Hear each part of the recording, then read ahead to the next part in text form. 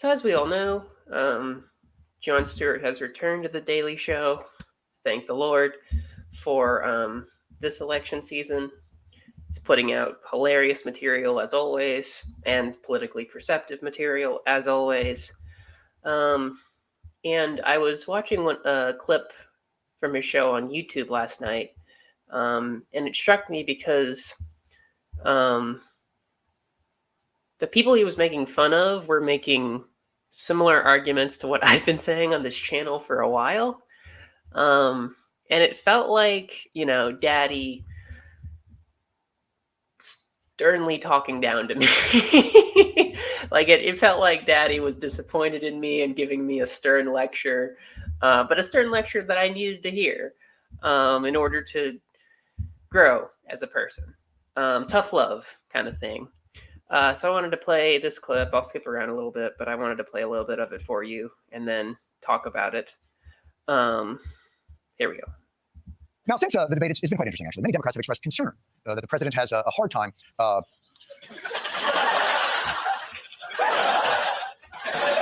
expressing thoughts.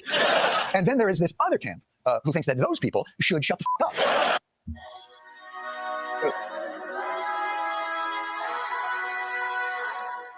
Stop this whining, stop the complaining, stop trying to be the cool, cynical kids. I would not want to be in a foxhole with any of the people who, were clutching their pearls out the side, pearl clutching and hand wringing. We're bedwetting and soaking all the way through the mattress. We panic and piss our pants. First of all, I'm not sure incontinence is the metaphor you want to go with. And second of all, when are we going to free Senator Fetterman from the Turkish prison he's being held in? I don't know. But to those of you who say these concerns are simple pearl wetting and bed clutching, we all make mistakes, I thought I would take a moment to explain where the concern about Biden's performance might be coming from. Millions and millions of people voted for him to be our nominee, and he will be our nominee. End of story. There was no real primary. Biden ran against Dean Phillips. That's not even a real person. That's a stock photo on the package for a garden hose. It's not a person. AI. And let me say this. Authoritarianism and Donald Trump aren't the only threats our democracy faces. An arthritic status quo, unable or unwilling to respond in any way to the concerns of voters who just received new and urgent information about their candidate, also erodes confidence and faith in the system of government. Get on board or shut the up is not. Yeah.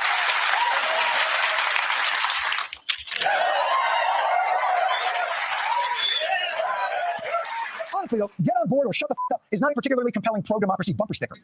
Nor is, what are you going to do? I've gotten a lot of text today from folks who watched a lot of West Wing episodes and imagine a very complex path through which we might have a robust primary process. But Wolf, you know the reality. There's 4 months left to the presidential election. 4 months is forever. Britain just held an election in 2 months. France had 2 in 1 month, defeated fascism, and still had time to have an affair with Denmark. Are you telling me, you sons of bitches, are you coming to my house and saying in my face that the United States of Bruce Springsteen's America can't hold an election better than a French? Is that what you're telling me? It's 4 months. 4 months. It's 119 days.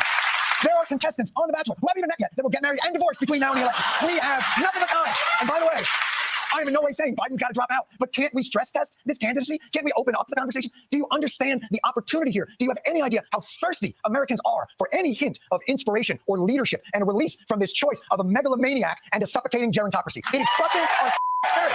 Do you have any idea what could be ahead of you? All we want is for someone to keep it 100, the percentage, not the age. That's all we want.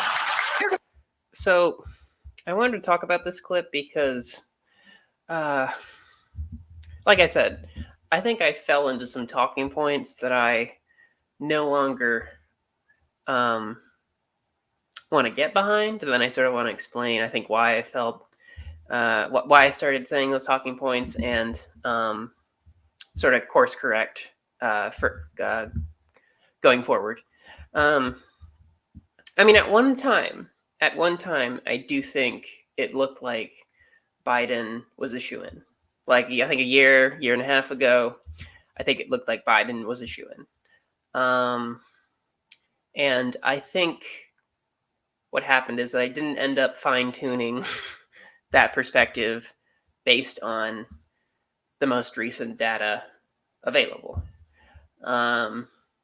It became sort of just like the a priori truth I was falling upon and not worrying about the facts on the ground. Like, I wasn't spending a great deal of time these past months looking into the various gaffes that Joe Biden did, mostly because I thought it was like overblown and silly. And some of it is, But at the same time, I sort of feel like partly responsible for contributing to the Democrats gaslighting America, which is sort of what Stewart is attacking here. I mean, they're gaslighting people's concerns that a 80-something-year-old man who makes gaffes, has gaffes constantly, and just says very strange things that don't make sense. They're gaslighting the people who say, we're not sure he's fit to be president. We're not sure he should be running a country. And I feel like I unintentionally participated in that. I made up my mind too early, and I shouldn't have done that. Because we shouldn't be too soft we shouldn't be soft on our side just because we hate the other side so much. We shouldn't stop trying to be better just because the other side is so bad.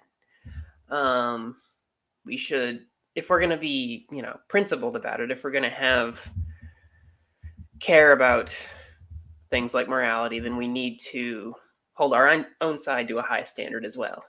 And I don't think the Democrats are holding up to that high standard. And I think a lot of people realize that sooner than I did, and good for you, good for them. Like I said in one of my last videos, I'm not sure whether Biden should step down or not. I'm not sure, who's going to win the election. I think it's all up in the air right now. But like I said, I didn't want to come out and say, I think I've been hopping on the Biden train too long. And I think I needed a quick reality check. He is too old to be president. I mean, both our candidates are too old to be president.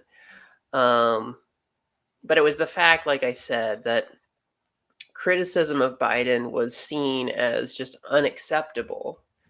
Whereas Trump was just his usual, batshit crazy self. That was the problem. The unacceptability of criticism of Joe Biden's age, cognitive capabilities, and so forth. So like I said, I want to course correct from here on out. I want to make sure that you guys get, the closest thing to the full truth that I can provide.